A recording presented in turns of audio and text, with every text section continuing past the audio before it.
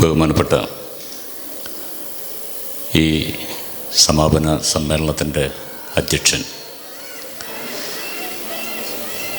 ഒരു സാംസ്കാരിക സംഘടന രൂപം കൊടുത്ത് അന്നു മുതൽ 25 വർഷക്കാലം സ്ഥിരം അധ്യക്ഷനായി നിലകൊണ്ട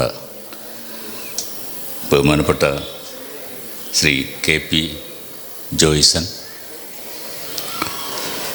വേദിയിലെ മറ്റ് വിശിഷ്ട വ്യക്തിത്വങ്ങളെ,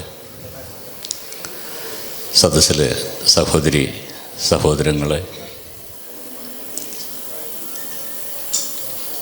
ക്രൈസ്റ്റ് ആർട്സിൻ്റെ സംഘാടകരെ, സഹപ്രവർത്തകരെ, ഈ സമാപന സമ്മേളനത്തിന് ശേഷം അവതരിപ്പിക്കാനിരിക്കുന്ന നാം ഒന്ന് എന്ന നാടകത്തിലെ നടന്മാർ, അതിൻ്റെ സാങ്കേതിക പ്രവർത്തകർ, എല്ലാവർക്കും എൻ്റെ വിനീതമായ നമസ്കാരം.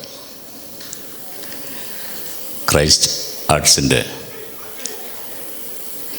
രജത ജൂബിലി സമാപന സമ്മേളനം നിങ്ങളുടെ അവരുടെയും പ്രാർത്ഥനയെ സാക്ഷിയാക്കി വളരെയേറെ സന്തോഷത്തോടെ, അഭിമാനത്തോടെ ഉദ്ഘാടനം ചെയ്തതായി അറിയിക്കുന്നു. ഒരു വലിയ ഉദ്ഘാടന പ്രസംഗമൊന്നും നിങ്ങൾ എന്നിൽ നിന്നും പ്രതീക്ഷിക്കരുത്. കാരണം ഞാൻ അത്ര വലിയൊരു പ്രസംഗികനോ പ്രഭാഷകനോ ഒന്നുമല്ല. മറ്റുള്ളവർ എഴുതി തരുന്ന വാചകങ്ങൾ കാണാതെ പഠിച്ച് ഉപജീവനം നടത്തുന്ന ഒരാളാണ്. ഇവിടെ വളരെയേറെ സന്തോഷം എന്ന് പറയുന്നത്, നാടകവുമായി ബന്ധപ്പെട്ട് കിടക്കുന്ന ഒരു സംഘടനയാണ് ക്രൈസ്റ്റ് ആർട്സ് എന്ന് പറയുമ്പോഴാണ് എന്നെപ്പോലുള്ളവരെ ഇങ്ങോട്ട് ആകർഷിക്കുന്നത്. അതുകൊണ്ട് തന്നെയാണ് എൻ്റെ വീട്ടിൽ ഒരു റിഹേഴ്സൽ നടന്നുകൊണ്ടിരിക്കുകയാണ്. 28 പേര് അടങ്ങുന്ന ഒരു നാടകത്തിൻ്റെ ഒരുക്കത്തിലാണ് ഞങ്ങൾ. അതിൽ നിന്നും ഇങ്ങോട്ട് വരാൻ എന്നെ പ്രേരിപ്പിക്കുന്നതും ഇവിടുത്തെ നാടക പ്രസ്ഥാനവും നാടക പ്രവർത്തകരുടെ സ്നേഹവും കൊണ്ടാണ്. വേലൂര്, മുണ്ടത്തിക്കോട്, വടക്കാഞ്ചേരി എന്നീ പ്രദേശങ്ങളിൽ എനിക്ക് രക്തബന്ധമുള്ള ബന്ധുക്കളുണ്ടെങ്കിലും എന്നെ, അല്ലെങ്കിൽ ഞാൻ ഏറെ ഇഷ്ടപ്പെടുന്നത് ഈ പ്രദേശങ്ങളിലൊക്കെ ഉള്ള കലാകാരന്മാരെയാണ്. അതിൽ ചിലരോടൊപ്പമൊക്കെ എങ്കിലും നാടകം അവതരിപ്പിക്കാനും ഒക്കെ കഴിഞ്ഞിട്ടുമുണ്ട്. വേലൂർ ബോധിയുടെ നേതൃത്വത്തിൽ നടന്നിരുന്ന ഒട്ടേറെ നാടകങ്ങൾ അവതരിപ്പിക്കുമ്പോൾ ഇവിടങ്ങളിലൊക്കെയുള്ളവരും അതിൽ ഉൾപ്പെട്ടിട്ടുണ്ടാവണം. ആ അർത്ഥത്തിൽ നാടകം എന്ന് കേൾക്കുമ്പോൾ, അല്ലെങ്കിൽ നാടകമുള്ളിടത്തേക്ക് ആകർഷിക്കപ്പെടുന്നവരാണ് ഞങ്ങളെപ്പോലുള്ള കലാകാരന്മാർ. സംസാരത്തിനിടയ്ക്ക് ഇവിടുന്നൊരു ഖേദപൂർവമുള്ള ഒരു അറിയിപ്പ് കിട്ടി. സൗഹൃദ സംഭാഷണത്തിനിടയിൽ പഴയതുപോലെയുള്ള ക്ലബ്ബുകളൊന്നും ഇപ്പോൾ നാട്ടിലില്ല. അതുകൊണ്ട് തന്നെ നാടകങ്ങളുടെ എണ്ണവും കുറഞ്ഞു. ഒരു പരിധിവരെ, അല്ലെങ്കിൽ മുഴുവനായും വളരെ സത്യമാണ് എന്ന് ഇവിടെ കൂടിയിരിക്കുന്നവർക്കൊക്കെ അറിയാം. എന്നിട്ടും അത്തരം ഒരു സാഹചര്യത്തിൽ ഇവിടെ വീണ്ടും വളരെ പ്രസിദ്ധമായ തുപ്പേട്ടൻ്റെ ചക്ക എന്ന നാടകത്തിന് നാം ഒന്ന് എന്ന പരിവേഷം നൽകി ഇന്നിവിടെ അവതരിപ്പിക്കുന്നു. നാടിൻ്റെ അകമാണ് നാടകം എന്ന് പറയുന്നത് അതാണ്. പുതിയ തലമുറ എത്ര തന്നെ നാടകത്തിൽ നിന്ന് വിട്ടുനിന്നാലും പഴയ തലമുറയിലുള്ളവർ ഇപ്പോഴും ആ പുതിയ തലമുറയെ കൂടി കാണിക്കാനായി ഇന്നും നാടകങ്ങൾ അവതരിപ്പിച്ചു കൊണ്ടിരിക്കുന്നു. പക്ഷേ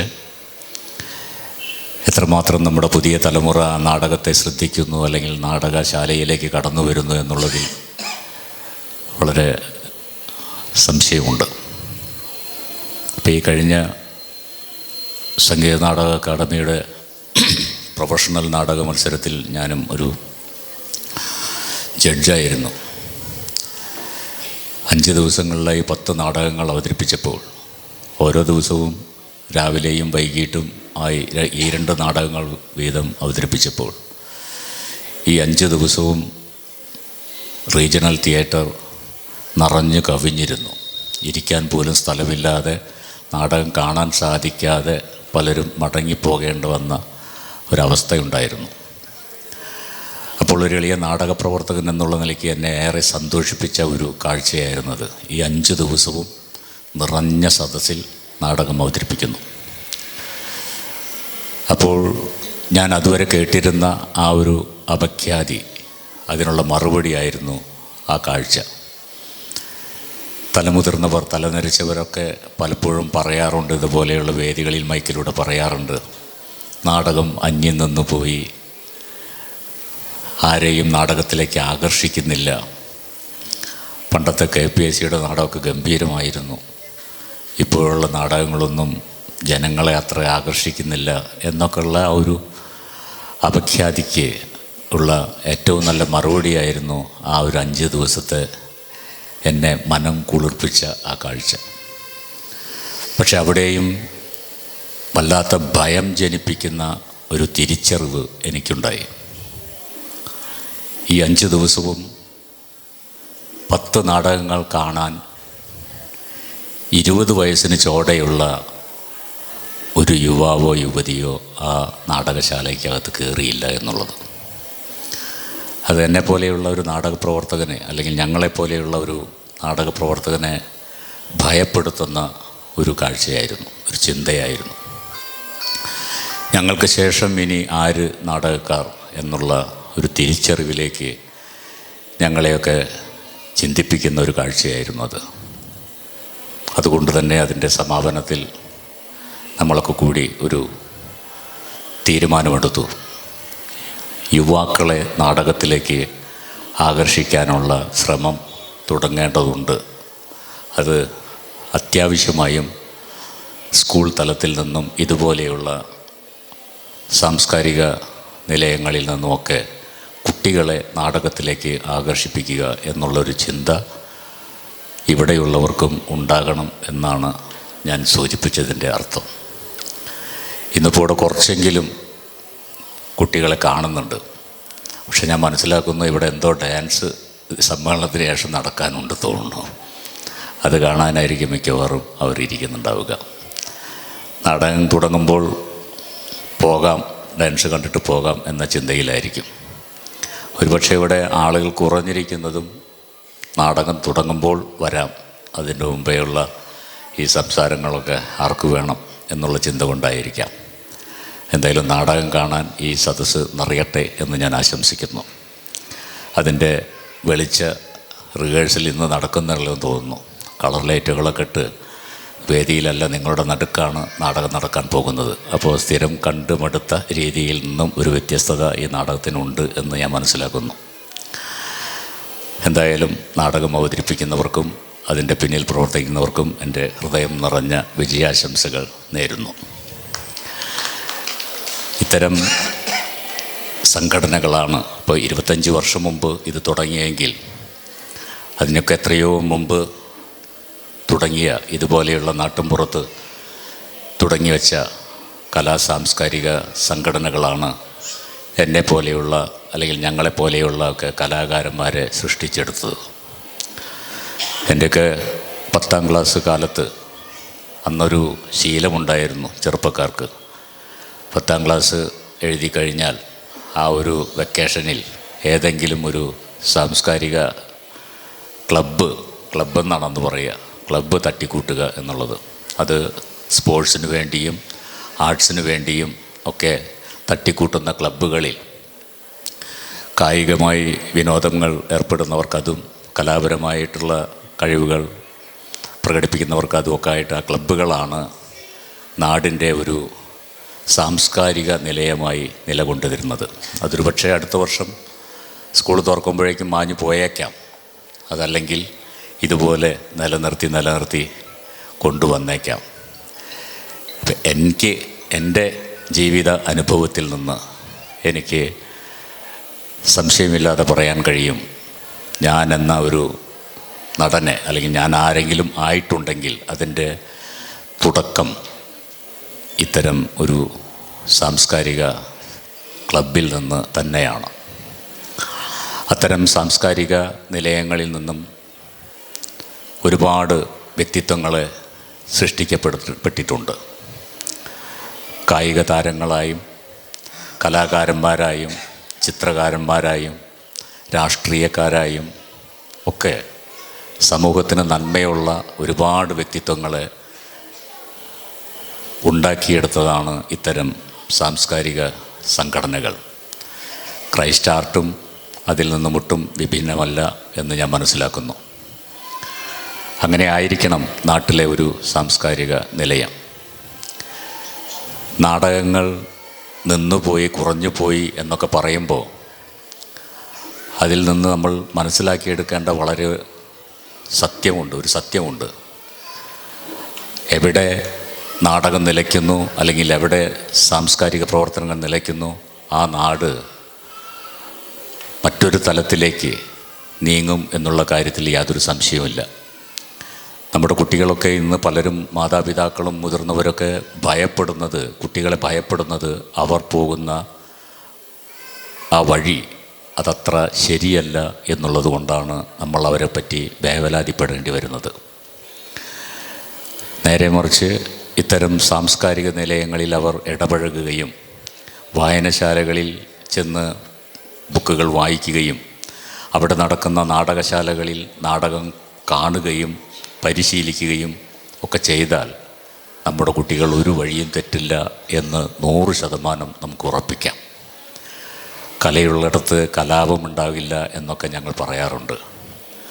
കുട്ടികളുടെ മനസ്സിൽ നിന്ന് ഈ കലയും സംസ്കാരവും ഒക്കെ എവിടെ നഷ്ടപ്പെട്ടു പോകുന്നുവോ പിന്നെ അവർ പോകുന്ന വഴി മറ്റൊരു തലത്തിലേക്കായിരിക്കും. അവർ തേടിപ്പോകുന്ന ലക്ഷ്യം തെറ്റിയിരിക്കും. അവിടെ നമ്മൾ വേവലാതിപ്പെട്ടിട്ട് ഒരു കാര്യമില്ല. ഇന്നിപ്പോൾ ഇവിടെ കുട്ടികളുടെ എണ്ണം കുറഞ്ഞു പോയി എന്ന് ഞാൻ പറഞ്ഞു. അതിന് മുതിർന്നവരും കാരണക്കാരാണ്. ഇവിടെ ഒട്ടേറെ നാടക പ്രവർത്തകരുണ്ട്. നമ്മൾ ഈ കല്യാണങ്ങൾക്കോ അല്ലെങ്കിൽ മറ്റ് വിരുന്നുകൾക്കോ അല്ലെങ്കിൽ ഒരു തുണിക്കടയിലേക്ക് തുണിയെടുക്കാൻ പോകുമ്പോഴോ ഒരു ജ്വല്ലറിയിൽ സ്വർണ്ണമെടുക്കാൻ പോകുമ്പോഴോ ഒക്കെ നമ്മുടെ കുഞ്ഞുങ്ങളെ കൂടെ കൂട്ടാതെ പോകാറില്ല. അവരെയും നമ്മുടെ വണ്ടിയിൽ കയറ്റും, അല്ലെങ്കിൽ നമ്മളും അവരെയും കൂടെ കൂട്ടും. എന്തുകൊണ്ട് ഇത്തരം സാംസ്കാരിക സദസ്സിലേക്ക് വരുമ്പോൾ അല്ലെങ്കിൽ ഒരു നാടകശാലയിലേക്ക് വരുമ്പോൾ നമ്മൾ അവരെ കുട്ടികളെ കൂട്ടുന്നില്ല എന്നുള്ളതാണ് എൻ്റെ സംശയം. അവിടെയാണ് കുട്ടികൾ അകന്നകന്ന് പോകുന്നു എന്ന് പറയുന്നത്. ഇവിടെ മുതിർന്നവരുടെയൊക്കെ വീട്ടിൽ കുട്ടികൾ ഇല്ല അല്ലെങ്കിൽ കുട്ടികൾ ഉണ്ടായിരുന്നില്ല എന്ന് പറഞ്ഞാൽ വിശ്വസിക്കാൻ ബുദ്ധിമുട്ടുണ്ട്. എല്ലാ വീട്ടിലും കുട്ടികളുണ്ട്. കുട്ടികളാണല്ലോ വലുതായി നമ്മളായി വരുന്നത്. നിർബന്ധമായും നമ്മുടെ കുട്ടികൾ അവരുടെ ഇഷ്ടത്തിനനുസരിച്ച് സഞ്ചരിക്കുമ്പോൾ വഴി തെറ്റുമെങ്കിൽ കുറച്ചൊക്കെ നമ്മളുടെ ഇഷ്ടത്തിനും അവരെ നിയന്ത്രിച്ച് കൊണ്ടുവരേണ്ടതുണ്ട്. അതിത്തരം നാടകശാലയിലേക്കാകുമ്പോൾ അവർ ഒരിക്കലും വഴിതെറ്റില്ല എന്ന് ആവർത്തിച്ച് എൻ്റെ അനുഭവത്തെ സാക്ഷ്യം വെച്ച് എനിക്ക് പറയാനാകും. തീർച്ചയായും ഈ ക്രൈസ്റ്റ് ആർട്സ് സംഘടിപ്പിക്കുന്ന എല്ലാ നല്ല പരിപാടികളിലും ഈ പ്രദേശത്തുള്ള കുട്ടികളെ കൂടി ഉൾപ്പെടുത്തുക, അവരെ നല്ല വഴിയിലേക്ക് നയിച്ച് കൊണ്ടുപോകുക എന്ന ഒരു സന്ദേശത്തോടു കൂടി എന്നെ ഇതിനെ ക്ഷണിച്ച ഇതിൻ്റെ സംഘാടകർക്കും സഹപ്രവർത്തകർക്കും എല്ലാവിധ നന്ദിയും കടപ്പാടും അറിയിച്ചുകൊണ്ടും നാടകം കാണാൻ നിൽക്കാൻ സമയക്കുറവുണ്ട് എന്ന് വളരെ ഖേദപൂർവ്വം അറിയിച്ചുകൊണ്ടും എല്ലാവർക്കും എല്ലാവിധ നന്മയും ഉണ്ടാകട്ടെ എന്ന് ആത്മാർത്ഥമായി പ്രാർത്ഥിച്ചുകൊണ്ട് ഒരു കാര്യം കൂടി പറയാം. നേരത്തെ പറഞ്ഞു 25 വർഷം തുടർച്ചയായി ഒരാൾ പ്രസിഡൻ്റായി ഈ ക്ലബിൻ്റെ എന്ന്. അതൊരു പക്ഷേ ആ പ്രസിഡൻ്റ് എന്ന വ്യക്തിയെ വാനോളം പുകഴ്ത്തുന്നതിന് സഹായിക്കുമെങ്കിലും അകലെ നിന്ന് നോക്കിക്കാണുമ്പോൾ അവിടെയും ഒരു സത്യം ഒളിഞ്ഞിരിപ്പുണ്ട്. ഈ പ്രസിഡൻറ്റിനെ മറികടക്കാൻ ഇതിൻ്റെ മറ്റ് സഹചാരികൾക്ക് എന്തുകൊണ്ട് കഴിയുന്നില്ല എന്നുള്ളൊരു ചോദ്യം അവശേഷിക്കുന്നുണ്ട്. അവിടെയാണ് നിങ്ങളുടെ പ്രവർത്തനത്തിൻ്റെ, ഇത്തരം സംഘടനയിൽ നിൽക്കുമ്പോൾ ആ പ്രവർത്തന കാണിക്കുന്ന രീതിക്കാണ് പ്രവർത്തിച്ച് ആ പ്രസിഡൻറ്റിൻ്റെ മുകളിലേക്ക് കയറി വരാൻ മറ്റാരും ഉണ്ടായില്ല എന്നുള്ളൊരു സൂചനയും അവിടെയുണ്ട്. ഇത് പെട്ടെന്ന് എൻ്റെ മനസ്സിൽ വരാൻ കാരണം, ഞാനും ഇതുപോലെ ഒരുപാട് സംഘടനയിൽ എവിടെയെങ്കിലും ഒന്ന് ചെന്ന് പെട്ട് കഴിഞ്ഞാൽ, എന്തെങ്കിലും ഒരു സ്ഥാനം ഏൽപ്പിച്ചു കഴിഞ്ഞാൽ പിന്നെ അതൊന്ന് വിടുതൽ കിട്ടാൻ വലിയ പാഠമാണ്. അപ്പോൾ ഞാൻ ഈ വർഷം നടക്കുന്ന ഒരു സമ്മേളനത്തിൽ പ്രഖ്യാപിച്ച ഒരു കാര്യം, ഈ വർഷം കൂടി ഞാനത് തലയിലേറ്റി വയ്ക്കാം. പക്ഷേ അടുത്ത സമ്മേളനമാകുമ്പോഴേക്കും എനിക്ക് ചൂണ്ടിക്കാണിക്കാൻ ഒരു പ്രസിഡൻ്റ് ഉണ്ടായില്ലെങ്കിൽ ഞാൻ ഈ സംഘടന വിട്ട് പുറത്തു പോകും എന്നുള്ളൊരു ഭീഷണിയും വെച്ചു. എന്ന് വെച്ചാൽ നമ്മൾ പറയാറുണ്ട്, എനിക്ക് ശേഷം പ്രളയം എന്നൊക്കെ പറയാറുണ്ട്. അപ്പോൾ ഈ പ്രസിഡൻറ്റിന് ശേഷം ആര് എന്നുള്ളതാണ്. എല്ലാവരും ആ ഭാരം ഒന്നറിയണമല്ലോ. അപ്പോൾ അടുത്ത ഇലക്ഷനെങ്കിലും ഒരു പുതിയ പ്രസിഡൻ്റ് സ്ഥാനത്തേക്ക് ഒന്ന് ഒഴിഞ്ഞു കൊടുക്കണം. കാരണം അവരും അറിയണം, അവരും പ്രവർത്തിക്കണം. അല്ലാതെ ഇത് എനിക്ക് ബോധ്യമാവും, എനിക്ക് നല്ല ബോധ്യമുണ്ട്. കാരണം ആ പ്രസിഡൻ്റ് അനുഭവിക്കുന്ന യാതനകൾ, അദ്ദേഹം പൊക്കുന്ന ഭാരം, അത് അദ്ദേഹം ഒരുപക്ഷെ മുഴുവനും അദ്ദേഹത്തിൻ്റെ തലയിൽ വെച്ച് കൊടുത്തിട്ട് തന്നെ നമുക്ക് അത് നമ്മളെ ചേട്ടനുണ്ടല്ലോ എന്നുള്ളൊരു വിശ്വാസം. അതല്ല, നിങ്ങൾക്കെല്ലാവർക്കും ഇതുപോലെയുള്ള പ്രവർത്തിക്കണം. കുട്ടികളെ കൂടെ കൂട്ടണം. പുതിയ തലമുറയിൽ നിന്ന് ആരെങ്കിലുമൊക്കെ ഈ ക്രൈസ്റ്റ് ആർട്സിലേക്ക് കയറി വരണം. അപ്പോൾ അവർ നിങ്ങളോടൊപ്പം ഉണ്ടാകും. നാടകത്തിലൊക്കെ അവർ അങ്ങനെ സജീവമാകും എന്ന വിശ്വാസത്തോടു കൂടി എല്ലാവർക്കും എല്ലാവിധ നന്മകളും നേർന്നുകൊണ്ട് തൽക്കാലം നിർത്തുന്നു. നന്ദി.